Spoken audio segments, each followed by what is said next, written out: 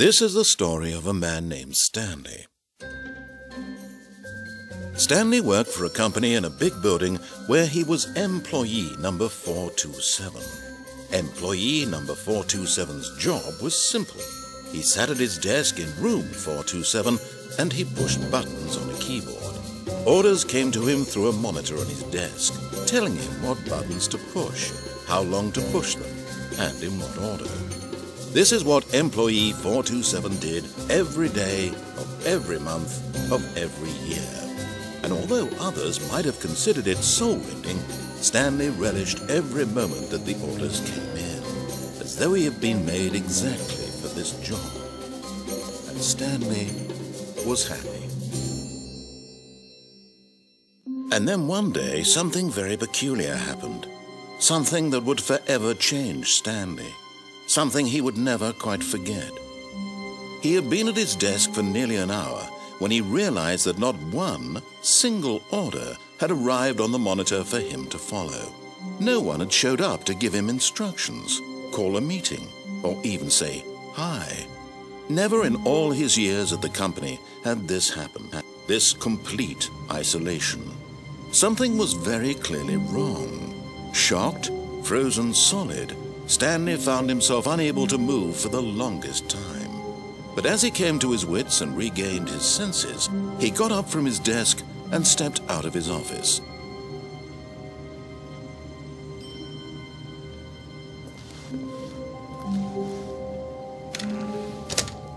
But Stanley simply couldn't handle the pressure. What if he had to make a decision? What if a crucial outcome fell under his responsibility? He had never been trained for that. No. This couldn't go any way except badly. The thing to do now, Stanley thought to himself, is to wait. Nothing will hurt me. Nothing will break me. In here I can be happy forever. I will be happy. Stanley waited. Hours passed, then days. Had years gone by? He no longer had the ability to tell.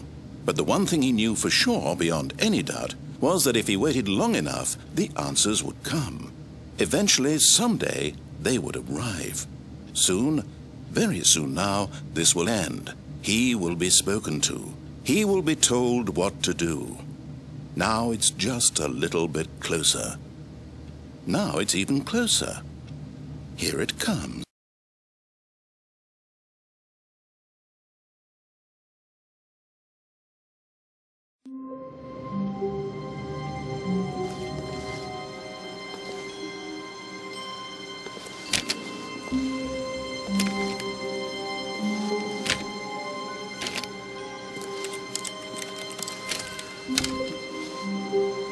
All of his co-workers were gone.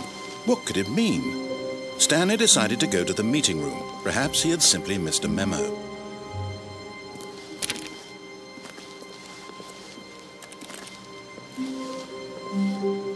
No matter how hard Stanley looked, he couldn't find a trace of his co-workers.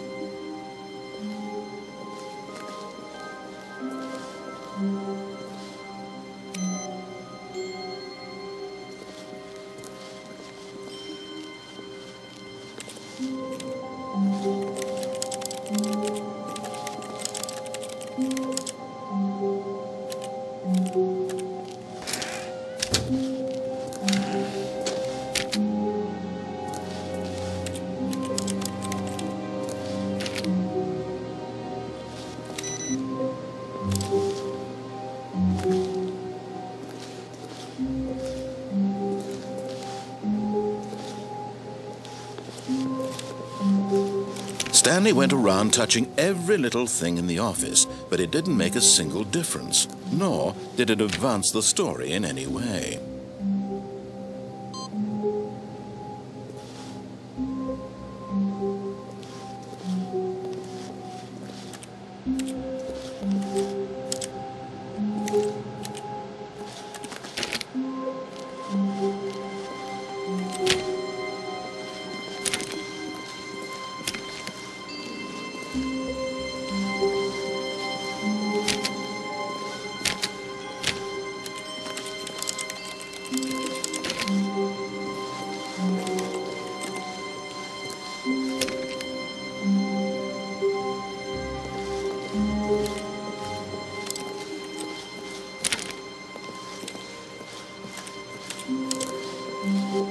When Stanley came to a set of 2 open doors, he entered the door on his left.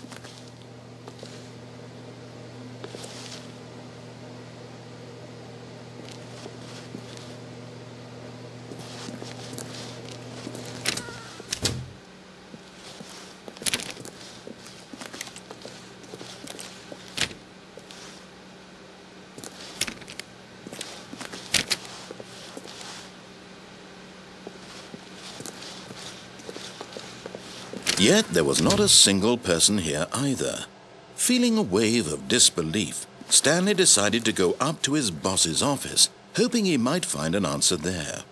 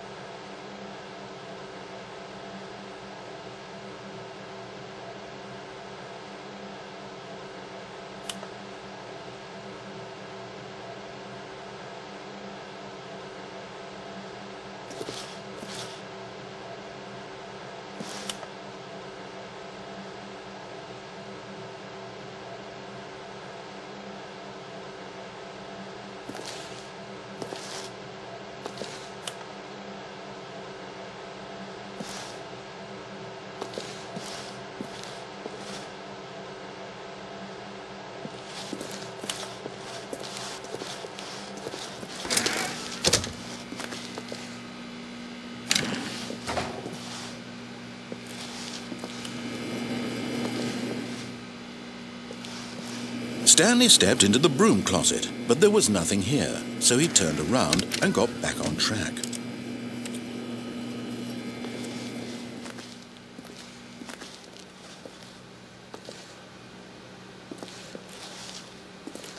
Coming to a staircase, Stanley walked upstairs to his boss's office.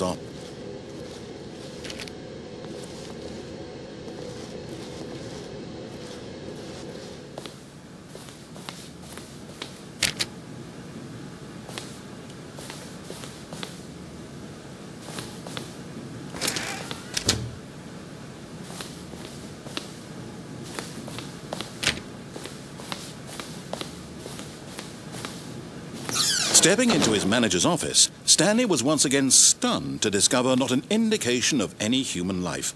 Shocked, unraveled, Stanley wondered in disbelief who orchestrated this. What dark secret was being held from him? What he could not have known was that the keypad behind the boss's desk guarded the terrible truth that his boss had been keeping from him. And so the boss had assigned it an extra secret PIN number, 2845. But of course, Stanley couldn't possibly have known this. Yet incredibly, by simply pushing random buttons on the keypad, Stanley happened to input the correct code by sheer luck. Amazing. He stepped into the newly opened passageway.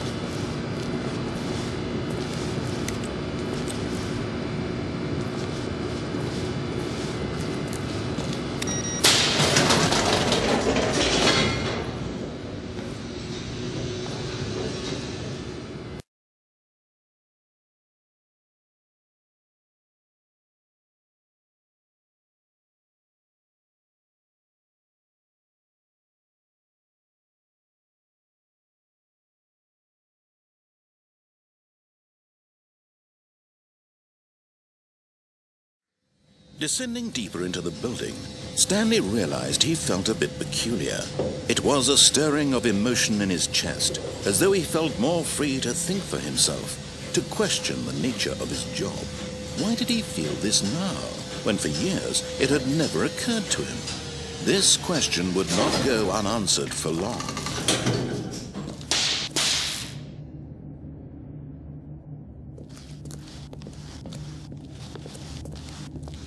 Stanley walked straight ahead through the large door that read Mind Control Facility.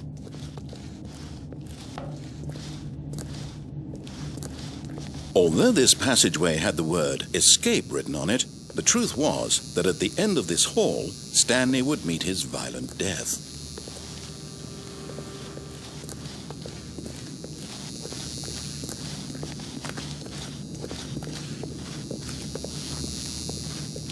The door behind him was not shut. Stanley still had every opportunity to turn around and get back on track.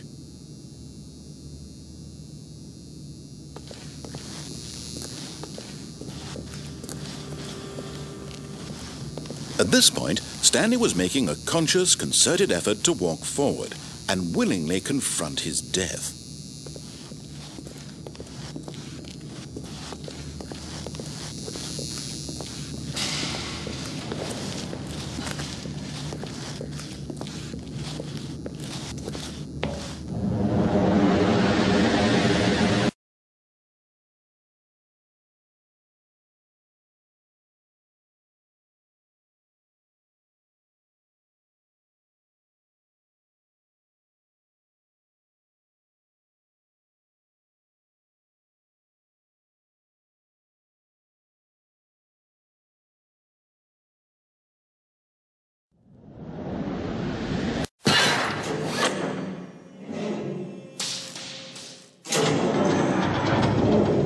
As the machine whirred into motion and Stanley was inched closer and closer to his demise, he reflected that his life had been of no consequence whatsoever.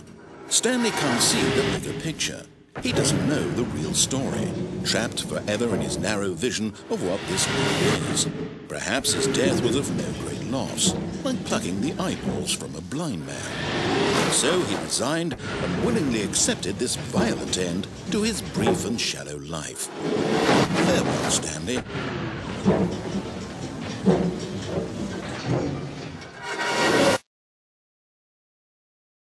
"Farewell, Stanley," cried the narrator, as Stanley was led helplessly into the enormous metal jaws. In a single visceral instant, Stanley was obliterated as the machine crushed every bone in his body, killing him instantly.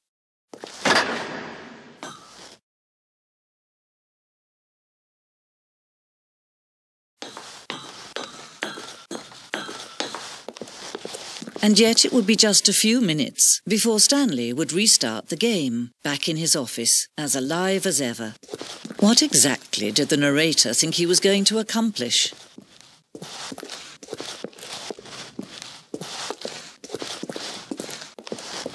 When every path you can walk has been created for you long in advance, death becomes meaningless, making life the same.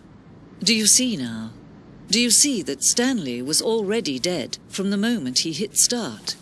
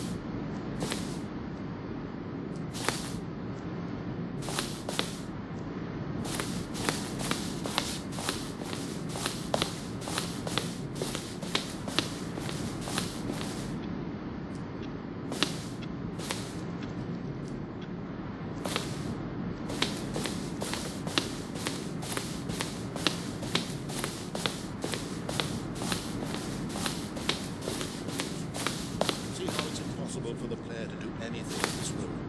Perfect example of textbooks. It's the kind of thing you pick up on intuitively if you have even the most fundamental understanding of good and bad game design. But of course, you being you, you'll probably spend the next hour trying to solve it. Here, I'm just going to make this easy on you. Stanley walked through the green door. Where were all of his clothes?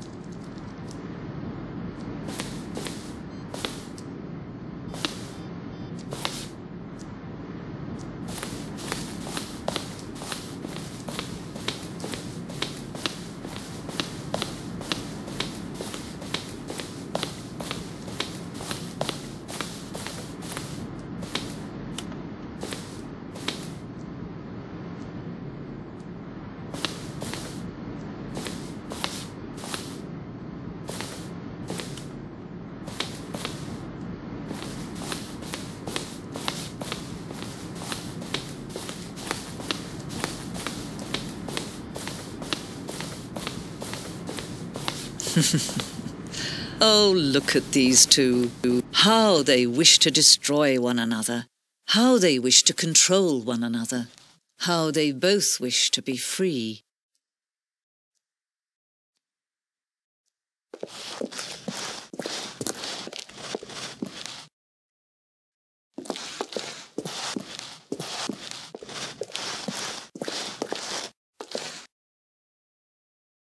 Can you see? Can you see how much they need one another? No, perhaps not.